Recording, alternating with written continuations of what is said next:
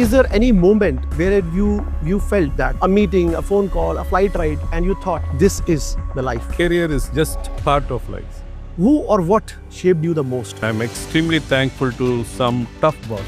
You also learn from stupid people about what not to do. Every time I chose a new path at the crossroads, I have learned, I have grown, I have become a professional and a better person. If I'm taking a decision, I evaluate what is the worst consequence of it. Keeping the end in mind actually reduces the fear most of the time. Unless we test it. Unless we test it. Do I have it in me to turn around a company? So that was a question I asked myself, and I said we should give it a try before we hand up our books. Do we stick to the job or do we change the job? Not repeating the same job every year. I believe we don't grow credibility or we don't develop credibility. I think we demonstrate credibility. You step aside from the forum, but go back to that person and tell him, today in this meeting, this part or this aspect of it, I didn't agree for this reason. The blame is much more than half on the locals who milked that multinational dry and not really did justice to the salaries. What was the one decision that you really trusted? Autonomy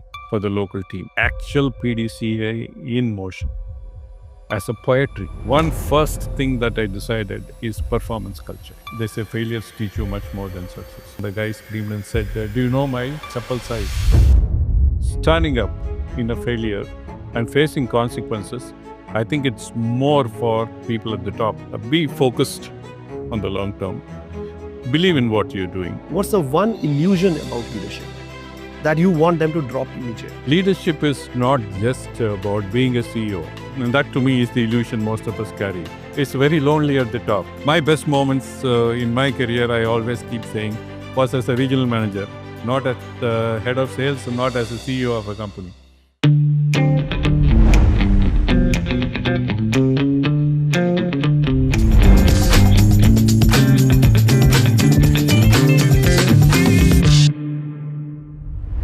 Welcome to the Talk Matters with Ravi, the space where we decode the success, not only with the textbooks, but with the real journeys, real mistakes, and the real leadership outcomes. I'm Ravi Manocha, your host today. I have an experience of over 2 decades in the automotive industry, but still learning, mainly from the leadership, the people, the leaders who have run this path, who have run these tough roads. And I truly believe that today, I'm sitting with one of such great leaders. Our guest today, rather I should say, our host today is someone who doesn't just appear into the case studies. He has rather created many of them. From steering the Volvo Group buses in India and shaping up Daimler commercial vehicles in India, he has built brands, he has built teams, he has built cultures, often from the scratch and in the uncertain times. What I admire most about is not about the titles he has gone through. It's about the leadership. It's about the clarity, courage, and credibility he brings onto the table. 3 things the most of the professionals are looking at. Mr. VRV Sriprasad, welcome to the show. Hi, Ravi. Nice to be with you. I'm really excited to dive in, sir. I'm really excited to see how do you decode your success today in front of us, along with our viewers. Thank you so much. Thank you, Ravi. I really don't know if you should call it success, but definitely experience. Definitely, sir. From your experience is our guiding path. Thank you. To start with, sir, a little bit of a fun moment. If I meet you at the 20 years old VRV Sriprasad, and I would have told you that one day you will be leading the global brands like Volvo and Daimler, the brands which are sitting in Europe, but dreaming to come in India and set up the businesses here. Would you that time have told me that, have you seen a good movie and talking about a picture? Or is it something, a reality you were always keeping in the mind? That's a question, a nice one. As a 20-year-old, I was in college, final year, doing my engineering. And at that time, the immediate focus was just to finish the course and get into some job. That was the only focus. At that time, we were fresh and probably we didn't have the sort of exposure people have today to be dreaming big and creating a clear career path and all that. But having said that, I was clear that I wanted to be or like to be in the auto space. Even when I got into engineering, I was very clear that I would like to be in the auto space. but definitely didn't have any idea or the perspective to think that big about a position or a responsibility or a name of a company. Definitely didn't have the perspective at that time to be thinking on those terms. So I think you have actually taken the life as it is came and then steered it to the right place. That is what I take it from you. In one sentence, I think you summed it very right. Yes. So I would like to ask you, sir, is there any moment in your career, because you have taken a leap, from starting from one organization, jumping into the other, and then leading that organization in different ways? Is there any moment where you felt that, a meeting, a phone call, a flight ride, when you sat and you thought, this is the life which I wanted? Mm-hmm. To me, I always fortunately realized very early that career is just part of life, one part of life. And as I evolved, life has thrown a lot of surprises at me, at everybody. Yes. Some pleasant and some not so pleasant. So as I evolved, I have built that sort of a maturity to handle those situations and not get unduly disturbed with an unpleasant situation or get into a celebratory mode with something wow situation. So it's been more no great peaks or wow moments, or at least I've seen everything and accepted it as part of life. So that's has been the way you have looked at the things, and I believe that is very important for anybody who's looking at starting his career and looking end from the beginning. So going forward, I would like to deep dive into your area where you started, when you actually were in the shape of 30s and 20s. Looking back, who or what shaped you the most at that point of a time? Because you come from a business family. So what shaped your early thoughts? Family, mentor? Were you having any boss which was very close to you? Or even the tough circumstances that actually allowed you to gather the courage that, yes, I want to reach these heights? Okay, just to clarify, on one side, family is agricultural family. Yeah. The other side, it is service, All right. government service. So having said that, yeah, in terms of what shaped me, I don't think I'll do justice by naming one person. Family, friends, teachers, both at school and college, colleagues, bosses, definitely, yes. And I'm extremely thankful to some tough bosses because to live up to their standards and to their expectations, I had to dig in deep to satisfy their expectations. So I'm thankful to the tough bosses that I've had. I learned so much about my own self and my capability because of those tough bosses. And you also learn from stupid people about what not to do, Absolutely, what sir. not to do. Absolutely. But they stand out, if you ask me, in my career, the tough bosses helped me most. So I think I'll catch one point from your conversation, which you said what not to do.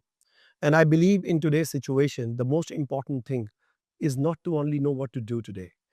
It's mainly to get rid of what to not to do. Correct. Yeah. And I believe if people who are listening to us will think at these areas, notify them, and start working on them, maybe that will help them more than what they're actually trying and catching up to do.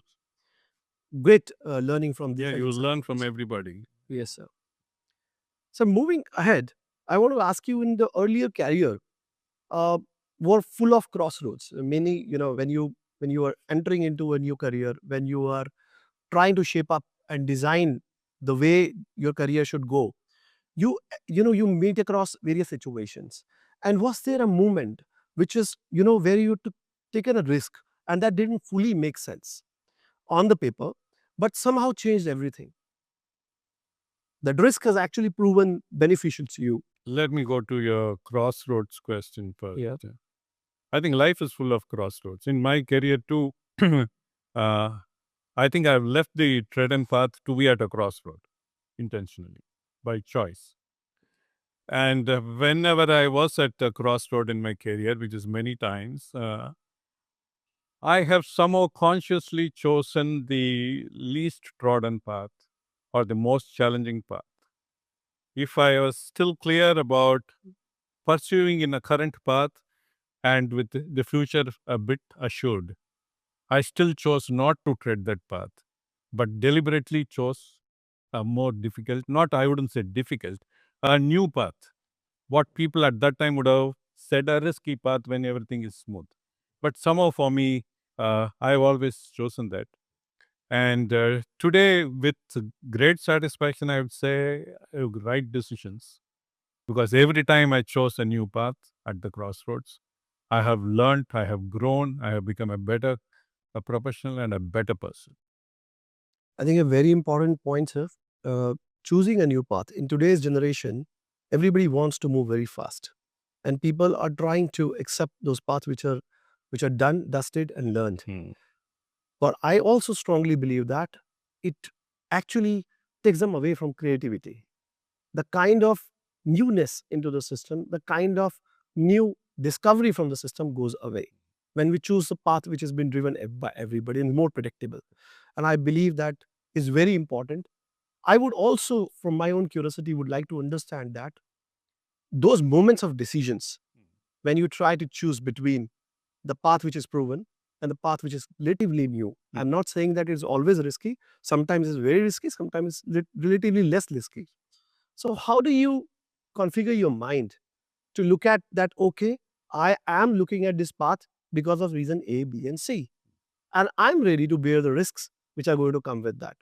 Because in the context, in the situation of the corporate today, we don't have that liberty many of the times. So how do you, because this decoding your thinking will help the listeners and the viewers to look at those scenarios when they are under the framework Mhm. and they are to operate under them, but still they are able to choose a new path. I don't really know if there was a great thought process and thinking over this. I always try and keep things simple. Uh, to me, the simple thing evaluation is I didn't have any matrix and all that. In if I choose the current path, I see what is competition. There are 1,000 other people running with me. Yes. Okay. Now, 10 years from now, am I wanting to be one among those 1,000 fighting for something? Or am I going to equip myself with something better than the other 999? Mhm. Maybe I sidestep. Sometimes it was seen as, not growing sidestepping. Sometimes it was even seen as stepping back and letting go of future career. I didn't see it that way. I was seeing it as I'm going to be, I don't want to be ending up with only a specific set of experiences or capabilities like others.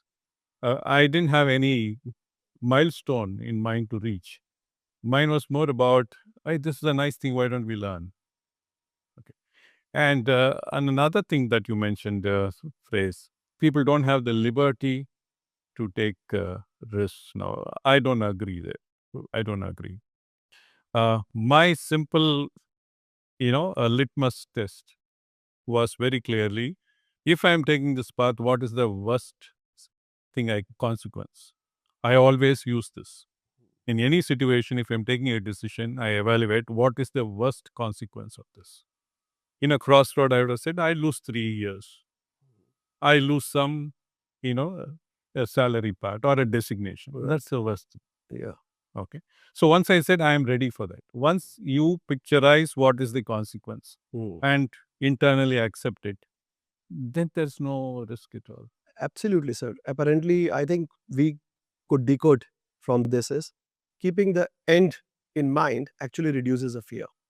So you have listed down the consequences. And what I take from this point is an imposter syndrome, which I have recently talked about, wherein we believe that we are not capable Mm. most of the time, Unless we test our, unless we test that. ourselves. And I think that's the most important point out here. Thank you so much for taking us through this point, sir. So before your first big leadership role in India, what were you mainly focused towards?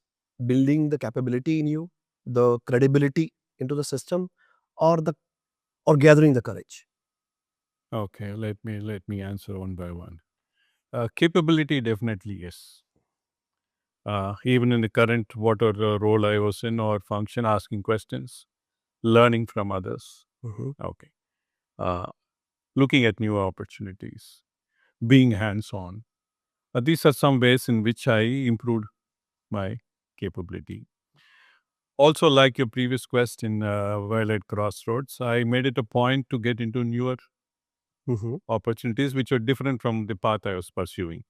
So that helped me create a lot of capabilities. So I used my first job was as a designer, Okay. drafting and designing. So from which I moved into procurement materials. From procurement, then I quit and moved into Aisha Motors. I moved into projects, bodybuilding. Right. Yeah. Then there was an opportunity, or I fought for it and moved into marketing. Uh, then from marketing from Aisha Motors, I quit and moved into a garment making unit, manufacturer, Okay. where I had to handle labor also. In fact, I very jocularly keep telling people my toughest job was that because I had to keep 400 girls happy. They were all teenagers, so very high energy. And, Yeah. to keep them and get work from them was not easy. Right. So that was a great experience. I was a youngster and managing a workforce of 400 and that too women, young women was not easy, but learned. So learned. So I was happy with that move that I made. Then again came back to marketing. Then into from a growing company into a greenfield where right from scouting for land, setting it up, recruiting people, you had to do things. So you get varied experience. If you're just part of a running company, then what you learn is a particular set of skills. Yes. Yes. But when you're setting up a new company, it's completely different. And this was by choice. And this was a drive in my mind because I used to think at Aisha, we were with the company, we joined the company at a very early stage and it is growing. It's now come to a joint venture with a multinational. Absolutely. All this is possible because somebody set this company up. Yes. We are just benefiting from it. Right. What does it take to set up a company? Absolutely. And then came an opportunity and I jumped. Yes. Uh, and I learned so much in setting up, creating products, uh, creating the organization, creating training, whatnot. And then when that was going good, and I thought, it was not something as an afterthought.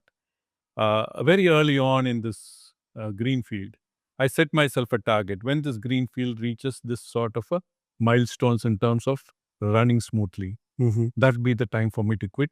And I set some milestones. And to be specific, 30 dealerships in place, 1,000 number volume every month, and 10,000 vehicles on the road. That reached and I moved. And I moved into something which was challenging because I had never had an opportunity of reviving a non-profitable SIG company. Absolutely. And here was an opportunity with Volvo. Right. So I said, now I've learned how to set up a greenfield. I learned so many skills. My capability is better. Do I have it in me to turn around a company? So that was a question I asked myself. And I said, we should give it a try before we hang up our boots. And that's where I come in. And having turned around to Volvo, I could have easily continued. Then that would have become my comfort. I gave everything up and started getting into living life as a small time farmer. And I'm still learning. I'm still learning. I think amazing, sir. The listeners are really making sense of it.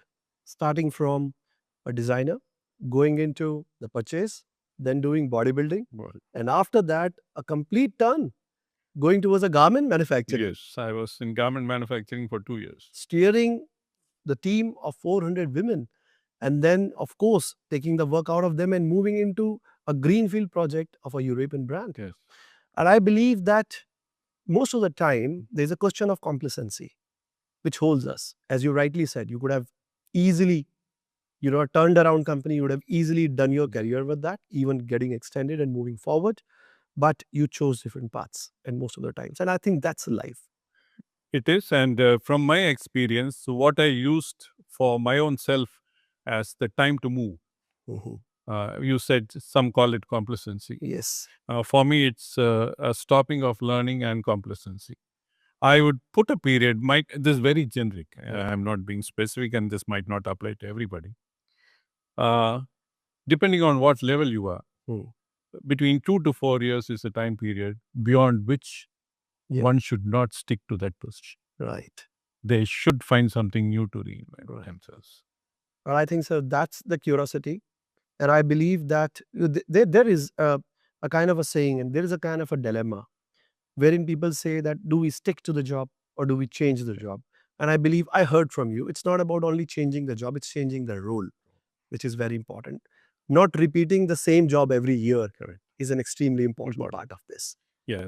So that's on capability. Yes. So coming to credibility, I don't think, I believe we don't grow credibility or we don't develop credibility. I think we demonstrate credibility. We demonstrate credibility by walking the talk, by delivering on the commitments and promises that we have made. Yeah. And then not only to the management, you also have to demonstrate credibility to your own team and to other stakeholders too. And that's by walking the talk and meeting your commitments and being consistent about it. It's a very important point which you have touched upon, sir, to your team, because often we kind of move away with the thought that we are also responsible towards the team. Yes, very much. Credibility is not only to be shown to the management. A team should feel like they're gathered, they're together, they're working towards an objective, and there is a figure, there's a leader who shows them the path. And I believe that's one of the very important aspect viewers should look at. They should actually look at that they have to intact this kind of credibility amongst the lower stakeholders. Correct. Yeah. All stakeholders. All stakeholders. The last one you mentioned was courage. Courage. Courage to me is born out of your value system. Absolutely. Okay. So courage is speaking your mind out, calling a spade a spade. Some say you need to be politically right and all that. Yes, you might not say something which might hurt people. But when you believe something is right, not saying it is not okay. Not saying it because it might hurt people, especially stakeholders down the line, is still acceptable. But if you believe that by saying something, it will hurt your own chances, I think that is not okay. Not okay. Not okay. Yes. So courage is standing up and speaking out and saying what you think is right. You could be mistaken. You could be branded. There could be a lot of consequences which are not so good for you. Right. But in the long term, I think it will earn you a lot of respect. A lot of respect. Right. So we see, sir, today in the new generation, of course, we talk about Gen Zs and X and all of them. And we see that the courage is going up day by day. There are people having clarity and they've been taught in the schools. They've been cultured in a way that they should come up. They should come up and put forward their point of view, which is very important. But when we spend some time into the corporate culture and structure, at times we get aligned. Is courage always going away from the alignment? Or is courage something which gives you a power of putting your point up front without getting, deviated from the overall system and aligned? So many times people think that their thought is taking them away from the alignment of the system. And that's why they don't actually put this courage across. Or they would like to carry along. I got a statement very clearly from you. It is not right. But does it mean that everyone or anyone in the system should have that kind of temperament or mentality to always question the system? There is two things about courage. One is the basic, if you think something is right, that you need to speak up. Yep. The second part is in the execution or how you demonstrate courage. Right. There you need to be a bit, I wouldn't say politically right, but bit polite to people in how you bring up and tell them that you disagree with them. So it's getting agree to getting disagree is very important. Yeah, or many times if you think the forum that you are in is not the right place, the other person might find it humiliating or hurting. Then at such times, it's not that you're not doing what your mind tells you. You step aside from the forum, but go back to that person and tell him, today in this meeting, this part or this aspect of it, I didn't agree for this reason. However, I felt it won't be proper on my part to bring it up there. That's why I'm coming and telling you. I think that would be a better way. I think, sir, it is a golden word. I would rather say that this kind of a situation we come across every day. And there is a kind of a dilemma in the boardrooms. There's a kind of dilemma in the meeting rooms, in the formal setups where people are available. We see many time people talk emotions, and they're carried away with those emotions. This is a gem of a inspiring word, that when you are actually looking at the context, and then you feel that the context, in that context, going away from the system doesn't allow you, or it is not appropriate, set aside and give your point of view, which is very important. Thank you so much for this word, sir. We go to the next set of topics, sir, wherein we talk about the leadership at a scale. uh, you have you have nurtured the global brands in India. What we see from the Indian perspective, when we look inside out, the global brands in India means PowerPoint presentations, a lot of showcase slides from Europe, but at the same time, the reality is from India.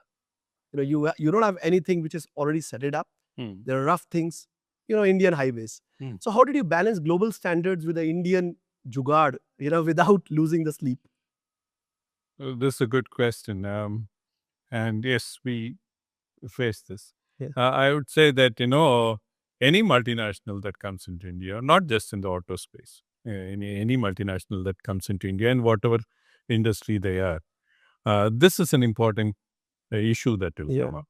Okay. From my experience, having worked with a couple of multinationals, most of them come into India with a colonial attitude. Okay, for want of a better word, I'm using it. Okay. Okay, uh, as multinationals, they are present across the globe in most of Right. the countries. Yes. They have access to many of the markets, and they are successful in most markets. Yes. Okay, so it is a sort of a colonial attitude that the olden colonial rule was that you came to annex the land and to do trade. Right. Now they forget the land; they're just coming here to do the trade, Right. and this is absolutely legal now. Yes. But the mindset that they have is that India is just one more market. We have seen Latin America, we have seen Africa, we have seen Far East Asia, we've seen Japan. So India is just one more market for us. Yes. So we know what to do. Whatever has worked in the rest of the world should work for us in India. Why do we need any advice, or why do we need to do anything new at all? And this comes from years of conditioning based on experience. They've been successful doing the same thing somewhere else. So I don't blame them. They come with this mindset to India. But unfortunately, India is different. Yes. India is, in terms of political entity, one country. Yeah. But in terms of culture, practices, climate, geography, we are a continent. Right. Things are so different. Even as an Indian 60-year-old, I can't claim, and I don't think any one of us can claim that we know complete India. Yes. We are also learning as exposure goes. Right. Okay. But we are better off than some MNC guy coming here saying, I know what will work in India. Yeah. So first and foremost is for us in a multinational, for the locals who get on board on the multinational in the very initial startup time, very important to be first self-aware of your own knowledge, capability, and this thing that you know India better than those guys who are coming. They might be the bosses, but Right. you need to be self-aware and have that, self-consciousness and, this thing that you know better. Number one. Number two, you also need to understand that they having picked you or chosen you, it's now your responsibility to tell them and make them learn what works for India. Absolutely. Okay. Most of the time, unfortunately, most of the time I see our people, youngsters and senior people who come on board in multinationals, think that their life objective is over because they are now been picked by a multinational, and then just get in there and see it as a golden cage for retirement and blindly do what they tell you to do. And that is why most of the, especially in auto field, most of the multinationals who have come have had to go back and lick their wounds. The blame is only half on the multinationals for not understanding India. The blame is much more than half on the locals who milked that multinational dry and not really did justice to the salaries they got. Knowing fully well what India is, but not telling them and then blindly towing their line because all they wanted was a job and a security and salary. Yeah. That is how most of the multinationals have failed. Of course, the product and the offerings were not okay, but basic blame, I would put it on the locals. So this was something which I was clear about. Right. So for a 100-year-old company and guys coming with the mindset that we have worked in different parts of the globe, automatically they're not going to be agreeing to what you say. Right. So like the earlier topic that we had, credibility. And then the courage. Yes. So credibility, initially you need to demonstrate by sharing with them, and then they're seeing what we said is true, and then build your credibility, and then get that respect from them. Right. And then again, when they are trying to push certain things through, and if you think that's not good for the company, having the courage to stand up and say no. Okay. This done, then they start understanding, start accepting, start listening to you. Correct. So that was one of the first things that I had to do. And I was very happy with what we achieved. Sensitizing the global brands, the global guys Yeah. to what is India, what India. works in India. So I think, sir, amazing. Very, very importantly decoded the area where we are good and where we are lacking. And I think ages to come and years to come, people sitting here, while because it's a global world, working in India and even going out to work in the different countries, it's a clear message. They have to adapt to the local requirements and needs. Every country is different, needs are different. It's a duty of the person who is on to the last end to make the entire system understand which works for the company. Thank you so much for delivering this. Definitely a good talk, sir. Sir, at Volvo Buses, what was the one decision that you really, really trusted? Because this was an organization you wanted to turn around. So not just as a leader, but as a human being also, you thought that, it's very important for this organization. Autonomy for the local team. Yeah, absolutely. Perfect. That was something which to me was very important, and hygiene if we were to grow. Right. Forget turning around and all. Turning around we could have anyway done. Yeah. So this is something which often got me into discussions, leading to even sometimes arguments with headquarters. Yeah. The team here was capable, Right. and there could have been they were capable of doing much more. Yeah. And having seen in Daimler how the headquarters could benefit from local capabilities, and here that not seeing that happen was something I wanted to fight for. Right. For local autonomy for us. Yeah. Decision making on Absolutely. localization and stuff like that. Right. So that got me into a lot of I wouldn't say bitterness, but definitely a lot of hard discussions, and sometimes I know it was not appreciated. Yeah. So I think there the courage comes in. Yeah. So, and it was very important, as you said, that it is one of the important pillar, it's important value. And I think when we do the daily conduct, it's most important and most difficult to keep the value near us.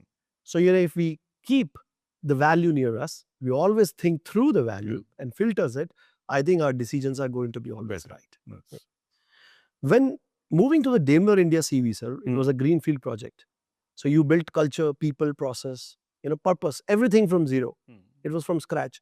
You have touched upon, in your initial career and the transition. But what was the first non-negotiable which set you as a leader?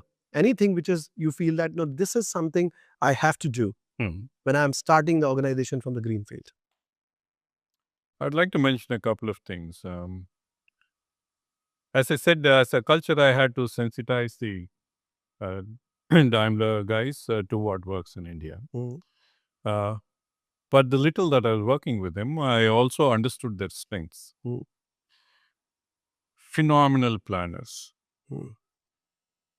which I think Indians can match and can do better also. Okay. But the difference in between them and us was that outstanding executioners. Having a plan is one. Right. Executing that is a second. Most difficult part. No, for us Indians, we find it a difficult part. But for them, it was just one more aspect which had to be done. Of the process. Plan is one. Okay, now execute. Okay. Now, while executing it, tracking, and then finding what's right, what's wrong, what needs to be done. To me, working in Lucas, I share a lot of Japanese culture, TQM methods, and all. PDCA we were aware of. Actual PDCA in motion as a poetry, not just motion, in poetry. In the poetry. I Flowing could see freely. it, I could see it here. So, for me to establish to my team the Indian side of it, one first thing that I decided is performance culture. Performance only matters, nothing else. No more discussion. Right. This year target, you have given me a commitment. Now it has to be done. Yeah. Simple. No excuses. No excuse.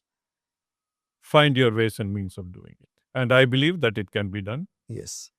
It's reasonably easy to do. Yeah. So no discussion later. Performance culture. So as a principle, as a culture, as a hygiene to set in, that was something with the Indian side I pushed. At least all the teams that were reporting to. With them, it was about sensitizing them. How it reflected is very clearly in specs, in products and services. When I remember one of the initial discussions about deciding on what should be the engine for India.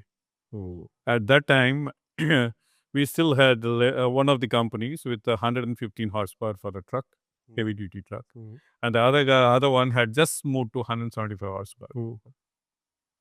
And these guys were decided on 450 horsepower and 520, around that range, 400 to 500 range. So, for me, the task was very clearly to balance.